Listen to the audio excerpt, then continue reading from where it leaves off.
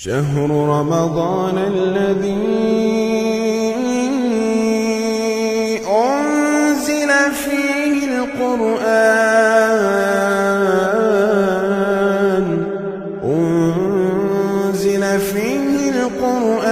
هدى للناس وبينات من الهدى والفرقان. السلام علیکم ورحمۃ اللہ وبرکاتہ. اعوذ باللہ من الشیطان الرجیم. بسم اللہ الرحمن الرحیم.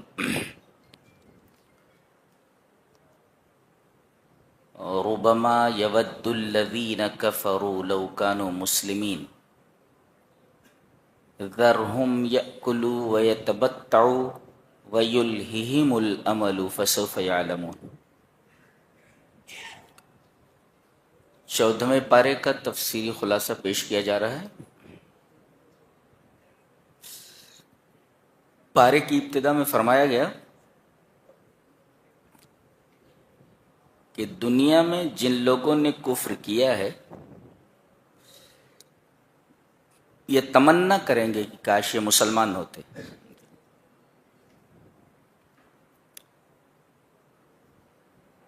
یہ کب تمنا کریں گے؟ کاش وہ مسلمان ہوتے. مفسرین نے اس کی کئی توجیحات کی ہیں. ان میں ارجح الاقوال یعنی سب سے راجح قول یہ ہے کہ کافر یہ تمنا اس وقت کریں گے جب گنہگار مومنین کو جو اپنے گناہوں کی وجہ سے جہنم میں چلے گئے تھے لیکن ان کے پاس توحید تھی، ان کو جب جہنم سے نکال کر جنت میں داخل کیا جائے گا اس وقت یہ تمنا کریں گے کہ جہنم میں تو آ ہی گئے ہیں، اگر توحید لے کر آئے ہوتے تو اگرچہ بہت سارے گناہ سرزد ہو گئے ہیں لیکن کبھی تو جہنم سے نکال دیے جاتے. تو یہ اس وقت تمنا کریں گے. اس سے ایک بات اور معلوم ہوئی کہ ایمان لانے کے بعد اور توحید کی دولت مل جانے کے بعد آدمی گناہوں میں ملوث رہے یا اس سے بعض گناہ ایسے صادر ہو جائیں کہ جن گناہوں کی وجہ سے جنت میں اس کا دخول اولی نہ ہو سکے بلکہ پہلے جہنم میں ڈالا جائے پھر ایک مدت کے بعد اس کو نکال کر جنت میں ڈالا جائے توحید کی وجہ سے. اس وقت یہ تمنا کریں گے. اس کے بعد ایک بات بتائی جا رہی ہے کہ اگر یہ 3 چیزیں آدمی کی زندگی کا محور بن جائیں تو اس کا انجام بہت ہی خراب ہوتا ہے. وہ 3 چیزیں کیا ہیں؟ عقل، کھانا، یہ زندگی کا مقصد ہو جائے ایک. وَيَتَمَتَّعُ تمتع ٹو انجوائے، تو یہ یاکل ٹو ایٹ، تمتع ٹو انجوائے، وَيُلْهِهِمُ الْأَمَلُ اور مستقبل میں لمبی چوڑی آرزویں کرنا. خالی کھانا زندگی کا مقصد، وَيَتَمَتَّعُ اور انجوائے کرنا یہ زندگی کا مقصد ہو، اور فیوچر کے لیے لمبے لمبے پلان بنانا. اگر یہ تینوں چیزیں زندگی کا مقصد بن جائیں اللہ فرماتا فسوف یعلمون، انہیں خبردار ہو جانا چاہیے ان کے ساتھ کیا معاملہ کیا جانے والا ہے. ان تینوں چیزوں کی اجازت ہے، کھانے کی بھی اجازت ہے، انجوائمنٹ کی بھی اجازت ہے، اور فیوچر میں پلاننگ کی بھی اجازت ہے، مگر اس شرط پر کہ آدمی آخرت کو فراموش نہ کرے. آخرت فراموشی کے بعد اگر یہ تینوں چیزیں اس کی زندگی کے محور بن جائیں تو اس کا انجام بہت ہی وخیم اور بہت ہی برا ہے. اس کے بعد قرآن حکیم کے بارے میں فرمایا گیا کہ ہم نے اس کتاب کو نازل کیا ہے اور ہم ہی اس کی حفاظت کرنے والے ہیں. یہ واحد کتاب ہے دنیا کی کہ اس کے اندر باطل نہ آگے سے اب تک آ سکا ہے، نہ پیچھے سے، نہ دائیں سے، نہ بائیں سے. علی وجہ القطع جزمن یہ کہا جا سکتا ہے کہ اس کتاب کے اندر کوئی بھی تغیر، کوئی بھی تبدیلی، کوئی بھی تحریف نہیں ہوئی ہے. جیسی یہ نبی پر اتری تھی ویسی ہی آج ہمارے ہاتھوں میں ہے. اتنی مستند کتاب ہے یہ. ایک مفسر کہتا ہے کہ قرآن حکیم کو روح کہا گیا ہے. سمی القرآن روحاً، قرآن حکیم کو روح کہا گیا ہے. کیوں؟ اس لیے کہ غذا کی دو قسمیں ہوتی ہیں. ایک غذاء للجسم کہ آدمی بھوکا ہوتا ہے تو جسم غذا مانگتا ہے، ایسے ہی قرآن حکیم روح کی غذا ہے. روح بھوکی ہوتی ہے تو اسے قرآن چاہیے. ہم خالی جسم کے تقاضے کو پورا کرتے ہیں، روح کے تقاضے پر کبھی ہم نے دھیان دیا ہے کہ روح بھوکی ہے، اس کو بھی کھانا چاہیے. تو روح کی غذا کیا ہے؟ قرآن.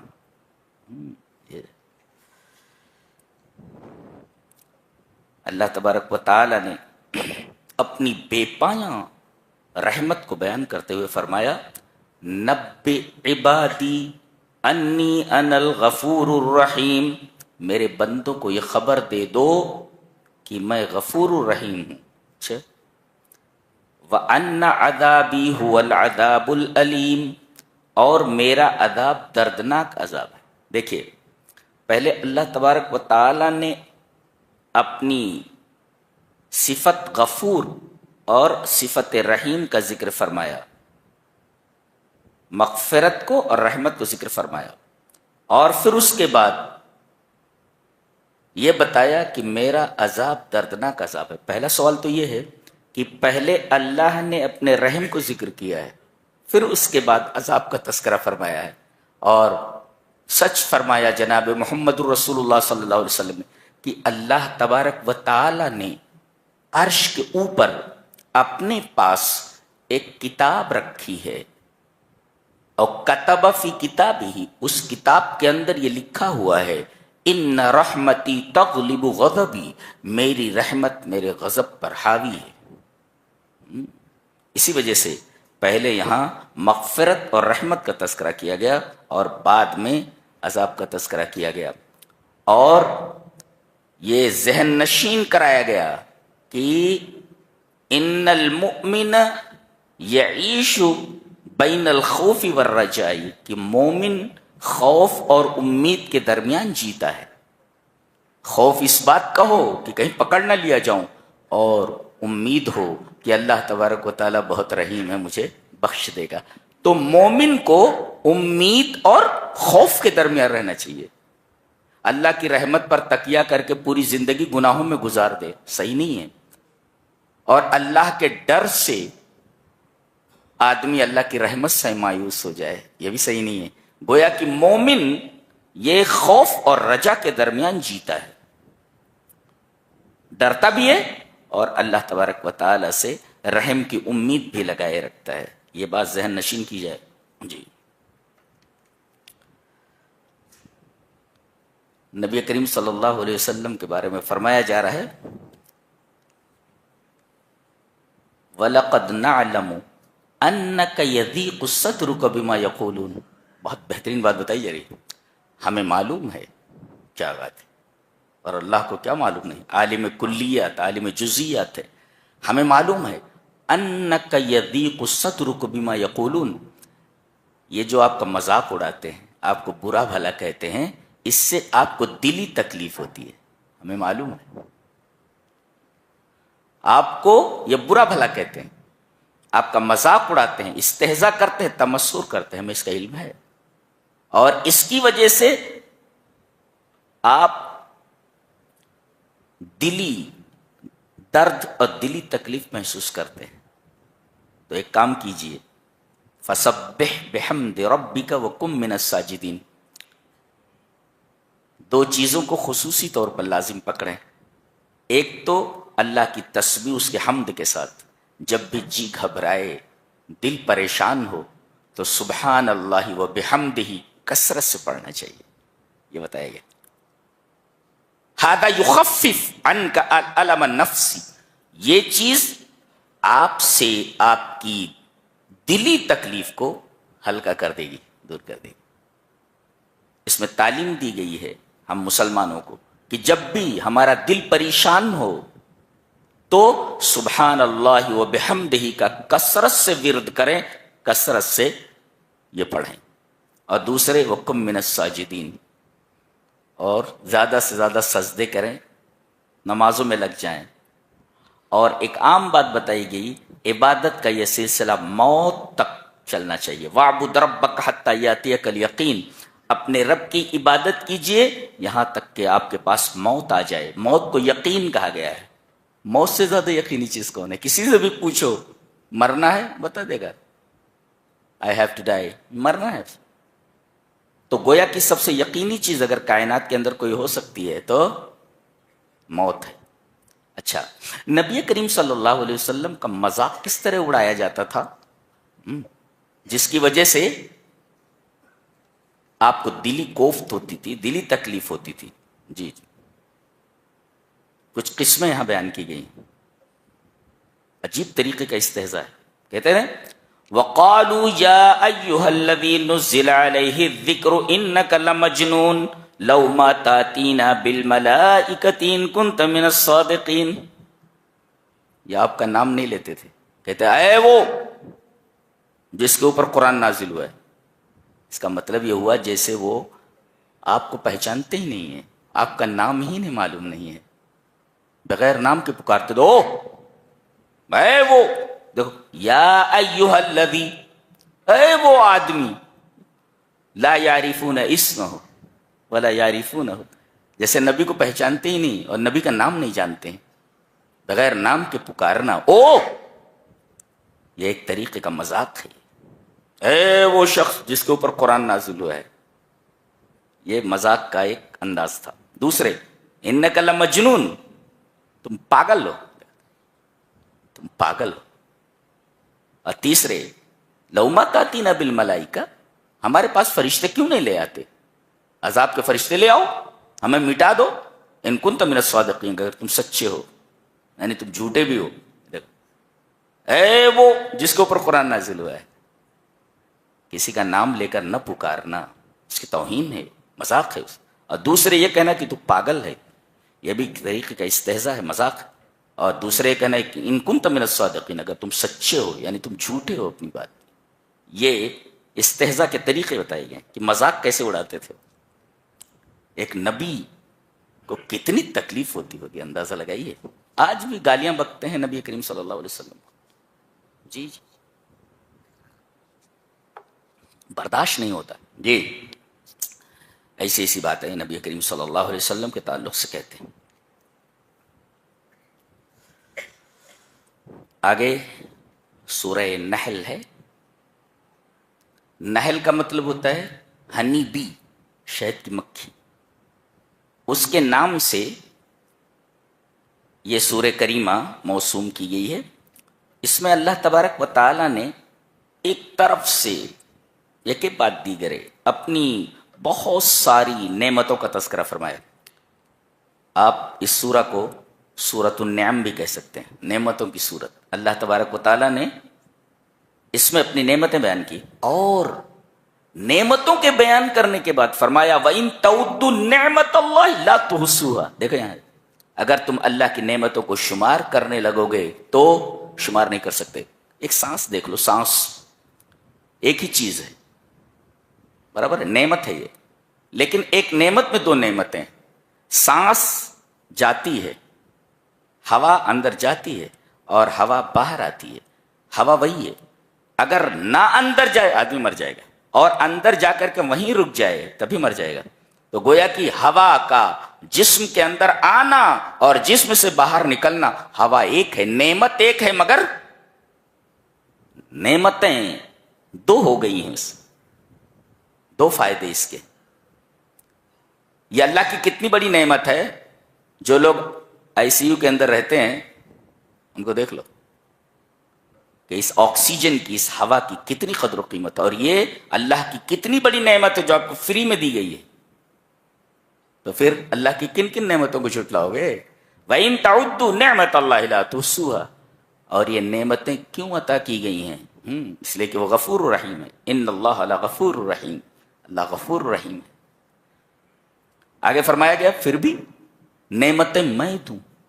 تو قاعدہ تو یہ جس کا کھاؤ اسی کا گاؤ. یہاں تمہارا معاملہ الٹا ہے. نعمتیں تو ہم تمہیں عطا کریں, اور تمہارا حال کیا ہے بتائیے. والذین یدعون من دون اللہ لا یخلقون شیئا وهم یخلقون وهم یخلقون. اللہ کو چھوڑ کر جن کو یہ پکارتے ہیں, لا یخلقون شیئا, ایک چیز پیدا نہیں کر سکتے. اور یہ کیا پیدا کریں گے؟ وهم یخلقون, یہ خود پیدا کیے گئے ہیں. یہ چیز پیدا نہیں کر سکتے کوئی بھی چیز, اور یہ خود بخود پیدا ہوئے ہیں. خود بخود پیدا نہیں ہوئے بلکہ انہیں پیدا کیا گیا. اور جن کو یہ پوجتے ہیں اموات, اموات کا مطلب لا ارواح لہم, لا ارواح لہم, اصلا سرے سے ان کے اندر جان ہی نہیں ہے. پتھر ہیں وہ, ان کے اندر سرے سے جان ہی نہیں ہے. اور غیر احیائن, ایسے بھی نہیں ہیں جن کی یہ عبادت کرتے ہیں کہ پہلے یہ حیات تھے, زندہ تھے, بعد میں مر گئے. ایسا بھی نہیں, سرے سے زندگی ہی نہیں ہے ایک. اور ایسا بھی نہیں کہ پہلے ان کے اندر زندگی تھی اس کے بعد زندگی ختم ہو گئی. یہ دونوں چیزیں اموات غیر احیا. اور ان کو یہ بھی معلوم نہیں کہ یہ کب اٹھائے جائیں گے. یہاں ٹھہر کر ایک بات ذہن نشین کر لیں. لوگ اس دنیا سے جاتے ہیں تو ان کے مختلف انجام ہیں, اور ان کے ساتھ مختلف معاملات کیے جانے والے ہیں. بعض لوگ مرتے ہیں یا قتل کر دیے جاتے ہیں تو ان کو کہا جاتا ہے یہ شہید ہے. سوال یہ ہے کہ کسی کو متعین طور پر یہ کہا جا سکتا ہے یہ شہید ہے؟ لا, بالکل نہیں. امام بخاری رحمہ اللہ اس سلسلے میں سر فہرست ہیں. وہ شیخ ابن عثیمین ہیں, شیخ ابن باز ہیں. یہ سب کہتے ہیں کہ علی وجہ القطع علی وجہ الجزم, کسی متعین آدمی کے بارے میں یہ نہیں کہا جا سکتا کہ یہ شہید ہے جب تک کہ نبی کسی کے بارے میں شہادت نہ دے دے یہ شہید ہے. نبی کسی متعین آدمی کو کہہ دے کہ یہ آدمی شہید ہے تو اس کو آپ شہید کہہ سکتے ہیں. اگر نبی کسی کی شہادت کی گواہی نہ دے کہ یہ شہید ہو گیا ہے, یہ شہید ہے متعین, تو ہم متعین طور پر کسی کو بھی نہیں کہہ سکتے کہ یہ شہید ہے, اس لیے کہ ہمیں اس مرنے والے آدمی کی نیت کا پتہ نہیں ہے.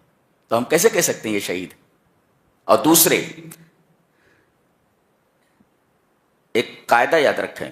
وعن ابن عباس رضی اللہ تعالی عنہما قال قال رسول اللہ صلی اللہ علیہ وسلم من سب اصحابی فعلیہ لعنت اللہ والملائکۃ والناس اجمعین. حضرت ابن عباس فرماتے ہیں کہ نبی اکرم صلی اللہ علیہ وسلم نے ارشاد فرمایا کہ جو میرے صحابہ کو گالی دے, برا بھلا کہے, حضرت صدیق کے بارے میں کہے کہ ان کے ایمان کو ثابت کرو, وہ ایمان والے ہی نہیں تھے. حضرت عمر کا ایمان ثابت کرو, جو حضرت عائشہ رضی اللہ تعالی عنہا کو گالی دے. تو من سب اصحابی, جو میرے صحابہ کو برا بھلا کہے, فعلیہ لعنت اللہ والملائکۃ والناس اجمعین, اس پر اللہ کی لعنت ہے, اس پر فرشتوں کی لعنت ہے, دنیا کے تمام انسانوں کی لعنت. وہ شہید نہیں ہے, ملعون ہے, وہ اللہ کی لعنت ہے اس کے اوپر. ایک بات یہ یاد رکھیں. اور دوسرے اللہ نے ارشاد فرمایا وَمَن يَقْتُلْ مُؤْمِنًا مُتَعَمِّدًا فَجَزَاؤُهُ جَهَنَّمُ خَالِدًا فِيهَا، جو کسی مومن کو جان بوجھ کر کے قتل کر دے اس کا بدلہ جہنم ہے اور وہ اس میں ہمیشہ رہے گا. ایک مومن کا قتل اتنا بڑا گناہ ہے، اور جو لاکھوں مسلمانوں کا قاتل ہو، اس کا سبب بنا ہو، اس کو شہید کیسے کہا جا سکتا ہے؟ اسے تو قرآن کی زبان میں جہنمی کہا جائے. صحابہ کو برا بلا کہنے والے یہ جب مرے تو ان کو شہید کیسے کہا جا سکتا ہے؟ ان کو تو نبی کریم صلی اللہ علیہ وسلم نے فرمایا کہ ان کے اوپر اللہ کی لعنت ہے، فرشتوں کی لعنت ہے، تمام انسانوں کی لعنت ہے. اور ایک آدمی کا، ایک مومن کا قتل اگر جہنم میں جانے کا سبب ہے، تو جس شخص نے لاکھوں مومنوں کو قتل کیا ہو اس کے اوپر شہید کا اطلاق کیسے ہو سکتا ہے؟ شہید کیسے ہو سکتا ہے؟ لہذا کسی آدمی کو شہید کہنے میں احتیاط برتیں. جب تک کسی کے بارے میں گواہی نہ آ جائے متعین طور پر یہ نہیں کہہ سکتے کہ یہ شہید ہے. اور اب تو گواہی کا سوال ہی پیدا نہیں ہوتا، اس لیے کہ نبی اس دنیا سے چلے گئے، کسی کے بارے میں یہ نہیں کہا جا سکتا، اس لیے کہ گواہی دینے والا ہی نہیں رہ گیا. نبی جب تک گواہی نہ دے کہ متعین طور پر یہ شخص شہید ہے، ہم نہیں کہہ سکتے. اگر کوئی آدمی بلا تحقیق کسی کے بارے میں کہے یہ شہید ہے تو یہ لفظ شہادت کی توہین ہے. شہادت ایک عظیم مرتبہ ہے جی، نبیوں کے بعد صدیقین کے بعد ان کا مقام بہت عظیم ہوتے ہیں. یہ لوگ جو اللہ کی راہ میں اپنا خون بہائیں.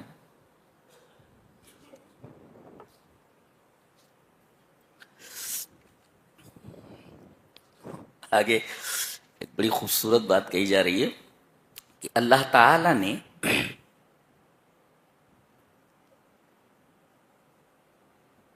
شہد کی مکھی کو وحی کی کہ وہ پہاڑوں سے گھر بنائے، درختوں سے بنائے، اور جو ٹٹیاں لگا دی جاتی ہیں اس کے اوپر گھر بنائے. غور سے دیکھیں، ایحا کا مطلب یہ ہوتا ہے ذہن میں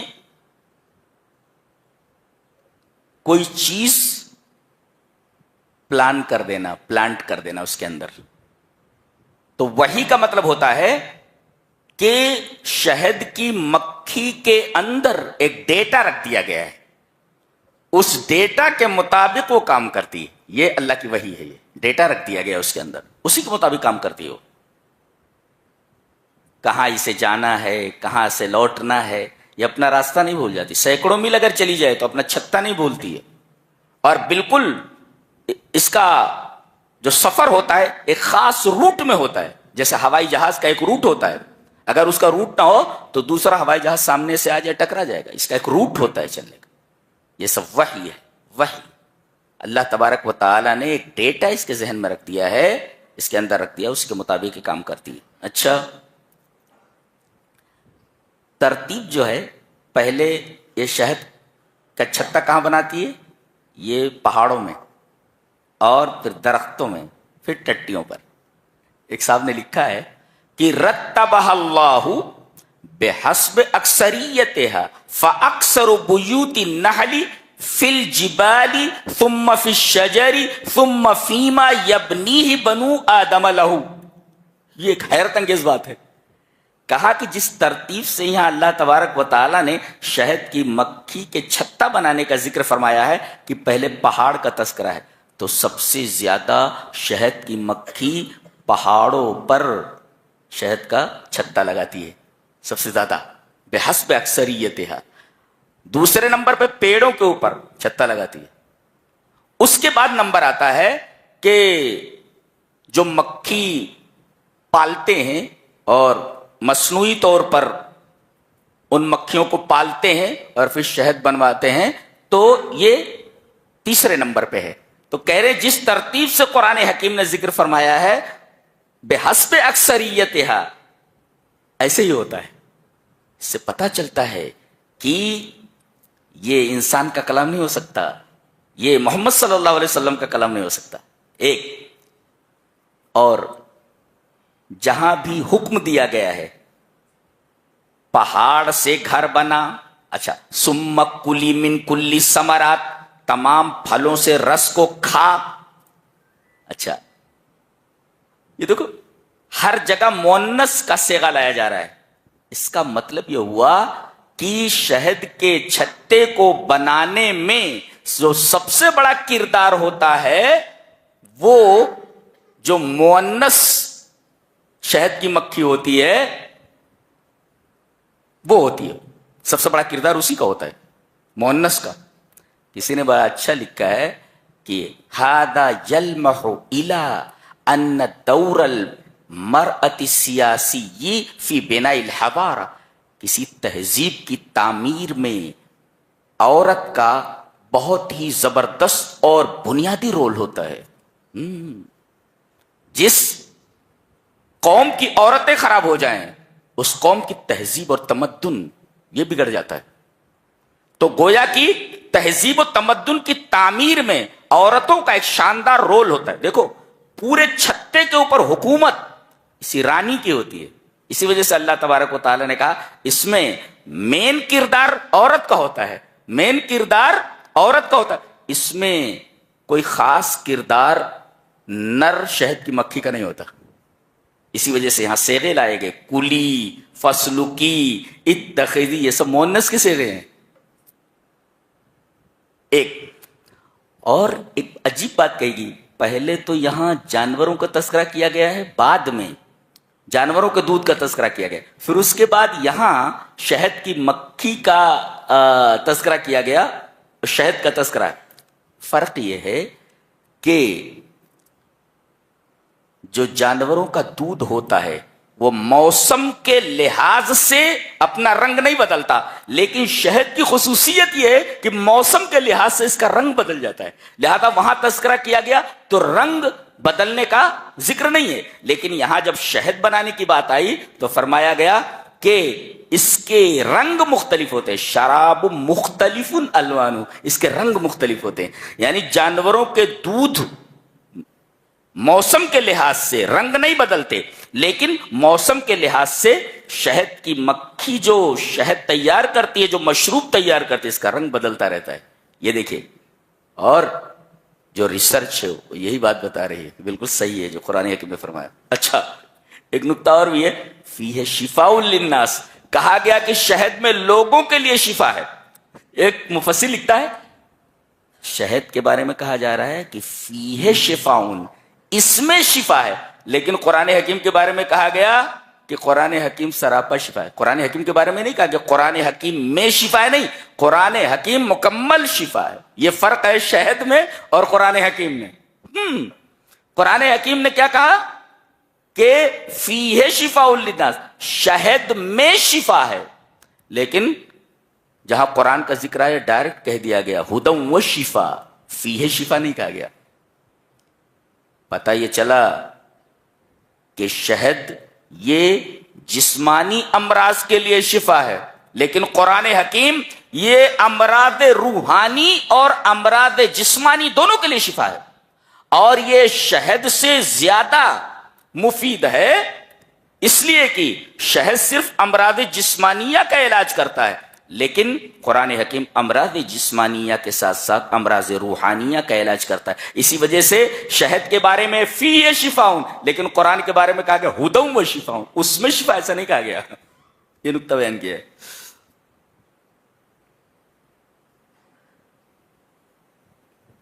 اوپر دیکھیں, وَإِنَّ لَكُمْ فِي الْأَنْعَامِ لَعِبْرَةً, تمہارے جو جانور ہیں گائے, بھینس, بیل, بکری, یہ سب, نسقیکم مما فی بطونہ, ہم گائے, بیل, گائے, بھینس اور بکری وغیرہ یہ جتنے ہیں ان سے جو دودھ نکلتا ہے وہ کیسے نکلتا ہے, دیکھو بتایا. ایک تو یہ من بین فرث و دم لبنا خالصا, ایک طرف گوبر ہے اور ایک طرف خون ہے, وہ بتایا گیا. من بین فرث, فرث میں نے گوبر, و دم اور خون, تو یہ دودھ نکلنے کا طریقہ بتایا جا رہا ہے کہ دودھ نکلتا کیسے, کیفیت اس کی بتائی جا رہی کہ ایک طرف گوبر ہے اور ایک طرف خون ہے, اور گوبر اور خون گوبر سے بو آتی ہے، جی جی، اور خون کی وجہ سے رنگ بدل جاتا ہے کسی چیز میں مل جائے، لیکن عجیب بات یہ ہے کہ خون اور گوبر کے درمیان سے ہم لبن خالص یعنی خالص دودھ نکالتے ہیں، اس کے اندر نہ تو گوبر کی بو ہوتی ہے نہ خون کی آمیزش ہوتی ہے، اس کا رنگ بدلتا ہے۔ اللہ اکبر، یہ کتنی حیرت انگیز بات ہے۔ یہ کوئی امی بول سکتا ہے؟ یہ تو وہی کہہ سکتا ہے جس نے گائے کو بنایا ہے، جس نے بھینس کو بنایا ہے، جس نے بکری کو بنایا ہے، وہی وہ یہ کہہ سکتا ہے۔ اور بلڈ سرکولیشن کا یہ معاملہ، یہ کیفیت بہت بعد میں ایجاد ہوئی ہے۔ اس سلسلے میں سب سے پہلا کام ولیم ہاروے نے کیا ہے، اور اس نے بلڈ سرکولیشن کے بارے میں جو نظریہ پیش کیا ہے کہ دوران خون کیسے ہوتا ہے، نظام دوران خون، بلڈ سرکولیشن کے بارے میں ولیم ہاروے نے سب سے بڑا کام کیا۔ اور اس سے پہلے ایک مسلم سائنسدان ابن نفیس، اس نے تو بلڈ سرکولیشن کے بارے میں کہا، اس نے پلمونری جو سرکولیشن ہوتا ہے یعنی پھیپھڑے کے ذریعے بدن کے اندر جو خون جاتا ہے، اس پر جو تحقیق پیش کی ہے، ایک زبردست تحقیق ہے، ایک سائنسی دریافت ہے ابن نفیس کی۔ کیا بات ہے۔ تو وَإِنَّ لَكُمْ فِي الْأَنْعَامِ لَعِبْرَةً نُسْقِيكُم مِّمَّا فِي بُطُونِهِ مِن بَيْنِ فَرْثٍ وَدَمٍ لَبَنًا خَالِصًا صَائِغًا لِلشَّارِبِينَ۔ اس طریقے سے ہم تمہیں دودھ عطا کرتے ہیں۔ اچھا، ایک حیرت انگیز بات یہ بھی ہے کہ ہنی بھی جو ہے ایک چھوٹا سا کیڑا ہے، اللہ نے اس کے لیے کہا اس کے پیٹوں سے ہم نکالتے ہیں۔ پیٹ نہیں، سنگولر استعمال نہیں کیا گیا، بطن کی جگہ جمع استعمال کیا گیا، بطون۔ آج یہ تحقیق بتا رہی ہے کہ شہد کی مکھی کے اندر 3 پیٹ ہوتے ہیں۔ جب وہ رس کو چوستی ہے تو پہلے پیٹ میں آتا ہے، پھر اس کے بعد اس پیٹ سے دوسرے پیٹ میں جاتا ہے، پھر اس کے بعد تیسرے پیٹ میں جاتا ہے، پھر اس کے بعد وہ اگلتی ہے اور شہد کے چھتے میں ڈال دیتی ہے۔ یہ کون بتا سکتا ہے؟ یہ تحقیق ہے یہ کہ اس کے 3 پیٹ ہوتے ہیں، اسی وجہ سے، اور جمع کا اطلاق کم سے کم 3 کے اوپر ہوتا ہے، یہاں بتایا گیا فی بطونہ۔ اچھا، ایک لفظ یہاں اور استعمال کیا، کلی، کھا، چوس نہیں کہا گیا، ایک چوسنا اور ایک کھا لینا۔ ہم لوگ کیا سمجھتے تھے پہلے کہ یہ جاتی ہے پھول سے رس چوستی ہے اور منہ میں لیے رہتی ہے، اس کے بعد لا کر کے شہد کے چھتے میں ڈال دیتی ہے۔ ایسا نہیں ہے، بلکہ اس رس کو وہ پی جاتی ہے، کھا لیتی ہے اس کو، اور کھانے کے بعد اس کو پھر باہر نکالتی ہے۔ یعنی اندر ایک کیمیاوی تعامل ہوتا ہے، جی، ایک کیمیکل ایکشن ہوتا ہے اندر، جی، اور اس کیمیاوی تعامل کی وجہ سے شہد بنتا ہے۔ چوس کر کے آئی ویسے ہی نہیں ڈال دیتی، بلکہ پہلے پیٹ سے دوسرے پیٹ، دوسرے پیٹ سے تیسرے پیٹ، یہ کیمیاوی تعامل جب ہوتا ہے تب شہد تیار ہوتا ہے، اس کے بعد وہ شہد کے چھتے میں ڈالتی ہے۔ یہ ہے شہد بننے کا نظام، اور اللہ نے فرمایا اس کے اندر لوگوں کے لیے شفا ہے۔ وَأَوْحَىٰ رَبُّكَ إِلَى النَّحْلِ أَنِ اتَّخِذِي مِنَ الْجِبَالِ بُيُوتًا وَمِنَ الشَّجَرِ وَمِمَّا يَعْرِشُونَ ثُمَّ كُلِي مِن كُلِّ الثَّمَرَاتِ فَاسْلُكِي سُبُلَ رَبِّكِ ذُلُلًا يَخْرُجُ مِن بُطُونِهَا شَرَابٌ مُخْتَلِفٌ أَلْوَانُهُ فِيهِ شِفَاءٌ لِلنَّاسِ۔ یہ کون سمجھتا ہے؟ بتایا گیا إِنَّ فِي ذَلِكَ لَآيَةً لِقَوْمٍ يَتَفَكَّرُونَ۔ یہ ان لوگوں کے لیے نشانی ہے جو غور و فکر کرتے ہیں۔ غور و فکر کرنے والوں نے ہمیں بتا دیا ہے یہ کیا چیز۔ تو اوپر جانوروں کا تذکرہ ہے جو دودھ دیتے ہیں، اور اس کے بعد تذکرہ ہے شہد کی مکھی کا، اور دونوں انتہائی مفید چیزیں ہیں، دودھ اور شہد۔ یہ اللہ تبارک و تعالیٰ نے اپنی حکمتیں بتائی ہیں، جی، اپنی قوت بتائی، اپنی عظمت بتائی ہے۔ اور چونکہ اس سورہ کے اندر اللہ تبارک و تعالیٰ نے اپنی نعمتوں کا تذکرہ فرمایا ہے، تو تمام نعمتوں کے بیان کرنے کے ساتھ ساتھ یہ بھی بڑی نعمتیں تھیں، دودھ اور شہد، لہذا اللہ تبارک و تعالیٰ نے ان بڑی نعمتوں کا بھی ذکر فرما دیا اور بننے کی کیفیت بھی بتا دی، جس سے پتہ چلتا ہے کہ اللہ تبارک و تعالیٰ کتنا عظیم ہے اور کس قدر بعظمت ہے۔ ایک آیت کریمہ دیکھیے توحید پر ہے، وَاللَّهُ أَخْرَجَكُم مِّن بُطُونِ أُمَّهَاتِكُمْ لَا تَعْلَمُونَ شَيْئًا۔ ہم نے تم کو تمہاری ماؤں کے پیٹوں سے نکالا، تم ایک چیز نہیں جانتے تھے، تقریر کرنے والے مقرر ہوتے ہیں، ارے حابیوں کو کیا پتا، غوث اعظم جب ماں کے پیٹ سے نکلے تو 15 پارے کا حافظ تھے. لیجئے جناب 15 پارے کا حافظ تھے. یہاں قرآن حکیم یہ بولتا ہے تم اپنی ماؤں کے پیٹوں سے نکلتے ہو، تمہیں ایک چیز کا علم نہیں ہوتا، 15 پارے کا علم ہے. تو قرآن حکیم یہ بولتا ہے کہ کوئی بھی بات کہی جائے تو اسے مجھ پر پیش کرو، یہاں سے اوکے ہو جائے تو ایکسپٹ اٹ، اور ریجیکٹ ہو جائے تو ریجیکٹ اٹ. ہاں، مولوی کی ہر بات سن کر کے اسے وحی کی طرح تسلیم نہیں کیا جاتا. جی اس کے بعد ایک بڑی پیاری آیت ہے، گوئی شریعت پوری کی پوری اس کے اندر آ گئی ہے. متوجہ ہو جائیے، ہم اس پر بحث کرنا چاہیں گے. ان اللہ یأمر بالعدل والاحسان وایتاء ذی القربى وینہی عن الفحشاء والمنکر والبغی یعظکم لعلکم تذکرون. اگر اس آیت کو آپ اپنی زندگی میں لے آئیں تو آپ کی پوری زندگی روشن ہو جائے. چلیے ہم بحث کرتے ہیں اس کے اوپر. بے شک اللہ حکم دیتا ہے تم کو عدل کا. عدل پر بحث کرتے ہیں. عدل کرنا ہے.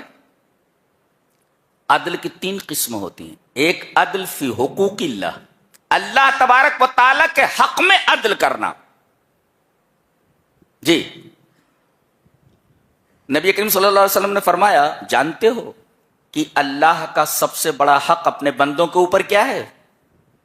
آپ نے جواب دیا کہ وہ صرف اللہ کی عبادت کریں، اللہ کے ساتھ کسی کو شریک نہ کریں. یہ اللہ کا حق ہے، یہ عدل ہے. اللہ کے حقوق میں عدل کرنا، اور اللہ کے تمام حقوق میں سب سے بڑا حق یہ ہے اس میں عدل کیا جائے کہ اس کے ساتھ کسی کو شریک نہ کیا جائے اور صرف اس کی عبادت کی جائے. عدل فی حقوق اللہ. اور ایک ہے عدل فی حقوق العباد، حقوق العباد میں عدل کرنا. اس میں تمام بندوں کے حقوق آ گئے.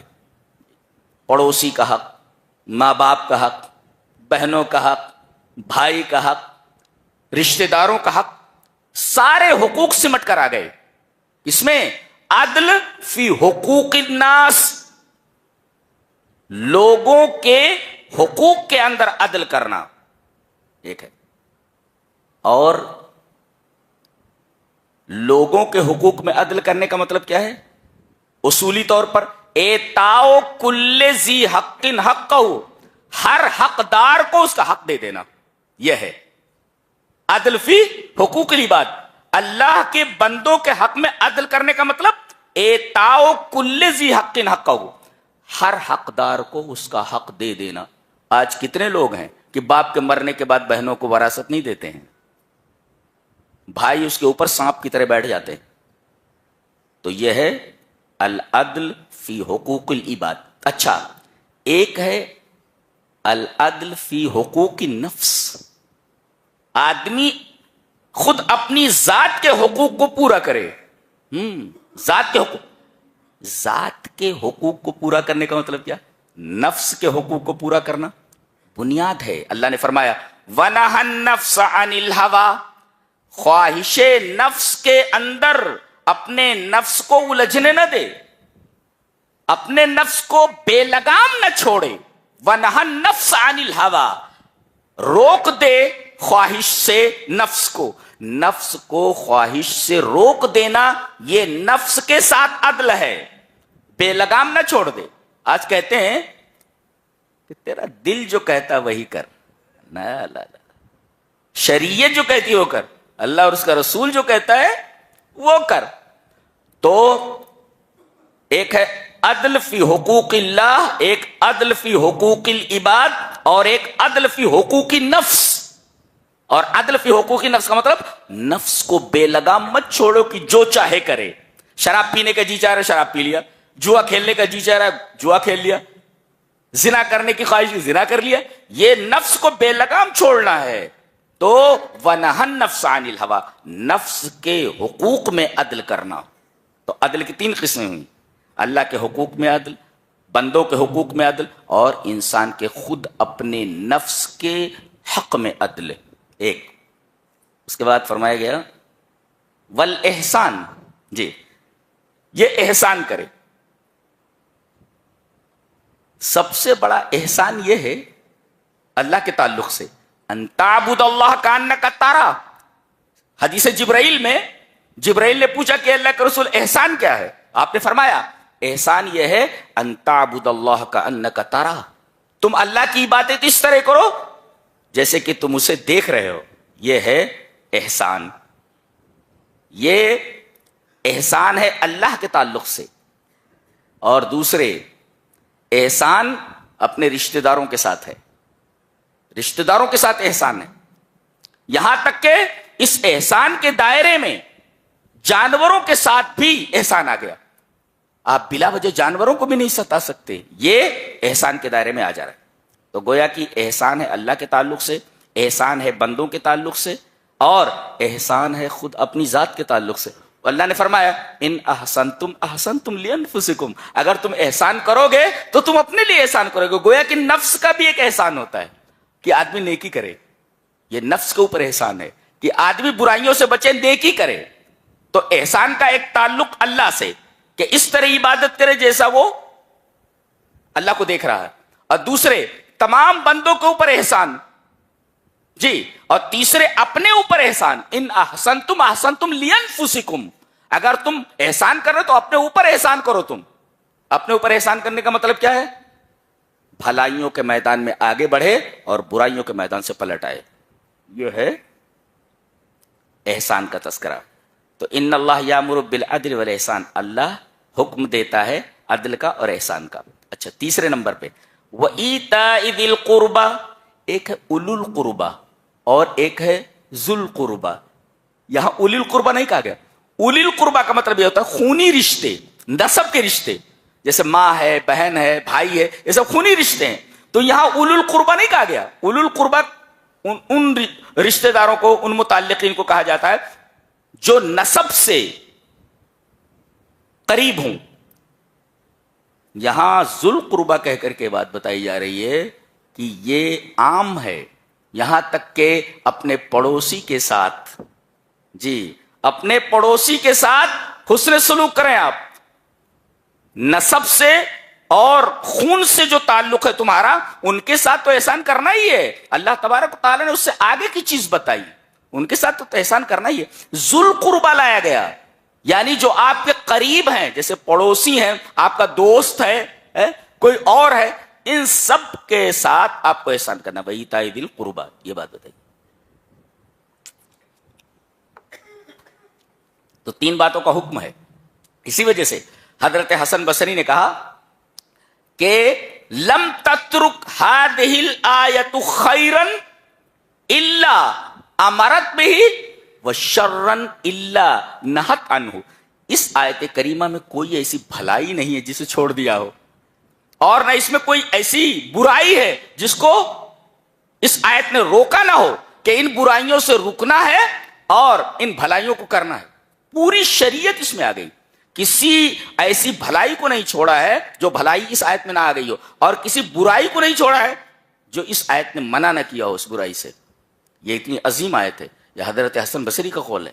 اور ایک صحابی ہے حضرت عثمان بن مظعون رضی اللہ تعالیٰ عنہ، ان کے بارے میں کہا جاتا ہے کہ یہی آیت کریمہ میرے ایمان لانے کا سبب بنی ہے. اب بتائیے، یہاں پورا قرآن سنا دیا جاتا ہے، آدمی کے کانوں پر جوں نہیں ریکتی. حضرت عثمان بن مظعون رضی اللہ تعالیٰ عنہ فرماتے ہیں کہ یہ آیت میرے کانوں میں آئی یہی تو میں نے اس آیت پر غور کرنا شروع کیا. میں سمجھ گیا کہ یہ اللہ کا کلام ہے، اور اس آیت کی وجہ سے میں ایمان لے آیا کہ اس میں ساری چیزیں تو بتا دی گئی ہیں. ایک آیت کے اندر سارے برائیوں کا اور ساری بھلائیوں کا تذکرہ کرنا، یہ کسی انسان کا کلام نہیں ہو سکتا، یہ اللہ تبارک و تعالیٰ کا کلام ہے. تو تین چیزیں آپ کو کرنا ہے. ایک عدل کرنا ہے، احسان کرنا ہے، اور قریبی لوگوں کا حق ادا کرنا ہے. ایک ہے یہ تین چیزیں آپ کو کرنا ہے، اور تین چیزوں سے رکنا ہے. تین چیزیں کرنا ہے اور تین چیزوں سے رکنا ہے. کرنا کیا ہے؟ عدل، احسان اور رشتہ داروں کا خیال رکھنا، یہ تین ہے. اور منع کس چیز سے کیا ہے؟ وَيَنْهَا عَنِ الْفَحْشَاءِ وَالْمُنْكَرِ وَالْبَغْيِ. کیا بات ہے. فحشا کا مطلب ہوتا ہے، یقول البیضاوی هِيَ الْإِفْرَاطُ فی متابعت القوى الشہویہ کزنا. وہ کہتے ہیں جنسی جذبات کی بے اعتدالی سے جو چیز وجود میں آئے، جو گناہ وجود میں آئے، جنسی جذبات کی بے اعتدالی سے جو گناہ وجود میں آئے اسے فحشا کہتے ہیں. کیا مطلب؟ کہ ما یخدش الحیا، جس سے حیا مجروح ہو جائے وہ فحشا ہے. گویا کہ فحشا کا تعلق حیا سے ہے. ہاں، حیا جن جن چیزوں سے مجروح ہو وہ سب فحشا ہے. اور یہ جنسی جذبات کی بے اعتدالی سے اس کو کہتے ہیں لسٹفل فیلنگز. لسٹفل فیلنگز یا اسی طریقے سے سیکسول ارجز جو ہے، ان کے نتیجے میں جو گناہ وجود میں ہے اس کو فحشا کہا جاتا ہے. جی یہ خاص ہے. اور والمنکر کہا گیا. والمنکر یہ عطف کیا گیا خاص کے اوپر. گویا کہ عطف العام علی الخاص ہے، یعنی خاص کے اوپر عام کو عطف کیا گیا ہے. منکر کسے کہتے ہیں؟ فحشا تو وہ برائی ہے جو جنسی جذبات کی بے اعتدالی سے وجود میں آئے. اور منکر کسے کہتے ہیں؟ ما تستنکرہ النفوس المعتدلہ وتکرہہ الشریعہ. یہ یاد رکھو، منکر کسے کہتے ہیں؟ ہم لوگ بولتے رہتے ہیں ارے بھائی امر بالمعروف کرو اور نہی عن المنکر کرو. کبھی آپ نے سوچا منکر کہتے کس کو ہیں؟ ما معنی المنکر؟ منکر کا معنی کیا ہے؟ منکر کا معنی بتایا گیا جس کو فطرت سلیمہ برا سمجھے. آدمی کی جو فطرت ہے، فطرت سلیمہ، وہ اگر کہے کہ یہ بری ہے تو بری، اور ساتھ ساتھ شریعت بھی اس کو ناپسند کرتی ہو. یعنی فطرت سلیمہ جس کو ناپسند کرتی ہو، ساتھ ساتھ شریعت بھی اس کو ناپسند کرتی ہو، اس کو کہتے ہیں منکر. تو منکر میں ساری چیزیں آ گئی. فحشا خاص ہے اور منکر عام ہے. گویا کہ عام کا عطف خاص کے اوپر ہے. جی تو آپ کو ایسا کوئی عمل نہیں کرنا ہے جس سے حیا مجروح ہوتی ہو ایک، اور جنسی جذبات کی بے اعتدالی سے جو گناہ وجود میں ہے اس سے بچنا ہے آپ کو. اور منکر جس کو فطرت سلیمہ ناپسند کرتی ہو اور شریعت جس چیز کو ناپسند کرتی ہو اس سے دور ہو جاؤ. تو فحشا سے آپ کو رکنا، منکر سے رکنا، سب تو آ گیا. والبغی، یہ آخری چیز بچی سے رکنا ہے. بغی کا مطلب ہوتا ہے تطاول الناس، لوگوں پر زیادتی کرنا، ظلم کرنا، کسی کا مال لے لینا، کسی کو بیجا مار دینا، یہ ساری چیزیں بغی کے دائرے میں آتی ہیں. تو دیکھو فحشا سے رکنا ہے، منکر سے رکنا ہے، تطاول علی الناس، لوگوں پر ظلم کرنے سے رکنا ہے. تو تین چیزوں سے رکنا ہے اور تین چیزوں کو پکڑنا ہے. تین چیزوں کا آپ کو دھیان رکھنا ہے اور اس پر عمل کرنا ہے. تو تین چیزوں کا حکم ہے اور تین چیزوں سے ممانعت ہے. تو یہ نگاہ میں رکھیں. ایک چیز اور بتائی گئی. اس کے بعد اللہ تبارک و تعالیٰ نے ارشاد فرمایا کہ آدمی جب دعوت دے، ہر ایک آدمی دائی ہے، دعوت دینی ہے تو کیسے دعوت دے بتایا گیا، اسٹیپس بتایا گیا. ادعو الی سبیل ربک بالحکمہ. غور سے ہیں، اس کو سمجھنا بہت ضروری ہے. آج کل جو لوگ دعوت کا کام کر رہے ہیں، کسی کو سمجھا رہے ہیں، کسی کو شریعت کی طرف بلا رہے ہیں، تو طریقہ کیا اختیار کیا جائے بتایا گیا. ادعو الی سبیل ربک بالحکمہ. اپنے رب کی طرف سے آپ حکمت سے بلا. حکمت کسے کہتے ہیں؟ علامہ ابن قیم نے مدارج السالکین کے اندر لکھا ہے فعل ما ينبغي علی الوجہ الذی ينبغي فی الوقت الذی ينبغي. اس کو کہتے ہیں حکمت. یعنی مناسب کام مناسب طریقے پر مناسب وقت میں کرنا، اس کو کہتے ہیں حکمت. کتنی بڑی بات کہی. فعل ما ينبغي علی الوجہ الذی ينبغي فی الوقت الذی ينبغي. مناسب کام مناسب طریقے پر مناسب وقت میں کرنا، یہ حکمت ہے. اب کوئی آدمی لوٹا لیے باتھ روم کے لیے جا رہا ہے، اب آپ اسے روکیں، بھائی کھڑا ہو جا، بھائی کیا کرنا ہے، باتھ روم جا رہا ہوں. نہیں مجھے کچھ شریعت کی باتیں بتانی ہے. غلط ہے یہ صرف وقت صحیح نہیں ہے، وقت مناسب نہیں ہے. تو تین چیزوں کا دھیان رکھنا ضروری ہے. حکمت کے دائرے میں تینوں چیزیں کیا؟ فعل ما ينبغي، مناسب کام، علی الوجہ الذی ينبغي، مناسب طریقے پر، اور فی الوقت الذی ينبغی، مناسب وقت میں. اگر یہ تینوں چیزیں پائی جا رہی ہیں تو وہ حکمت ہے. جی تو یہ ہے حکمت، حکمت کے ساتھ بلائیے آپ. اور دوسرا طریقہ ہے والموعظۃ الحسنہ. والموعظۃ الحسنہ کا مطلب یہ ہے کہ ایسی بات اس کے سامنے رکھیں کہ ما یرق بہ القلب، جس کی وجہ سے آدمی کا دل نرم ہو جائے. تو موعظۃ حسنہ کسے کہتے ہیں؟ هو الکلام الذی تلین له القلوب، ایسا کلام جس سے آدمی کا دل نرم ہو جائے سن کر کے. یہ دعوت کا دوسرا اسٹیپ ہے. غصے میں یا جذبات میں آ کر کے غیر مناسب طریقے پر اس سے گفتگو کرنا، یہ موعظت حسنہ کے خلاف ہے. تو ایک تو حکمت اور دوسرے موعظت حسنہ. موعظت حسنہ کا مطلب کیا؟ ایسی بات اس کے سامنے رکھنا، هو الکلام الذی تلین له القلوب، بات ایسی رکھنا جس سے اس کا دل نرم ہو جائے. یہ ہے موعظت حسنہ. اور تیسرے، اگر ضرورت پڑ جائے تو وجادلہم باللتی ہی احسن، مناظرہ کرو، بحث کرو. یہ جادلہم باللتی احسن، یہ مجادلہ کیا ہوتا ہے؟ مجادلے کا مطلب ہوتا ہے الدلیل بالدلیل، الدلیل بالدلیل غیر فظ ولا غلیظ. یہ طریقہ ہے کہ دلیل کا جواب دلیل سے دو.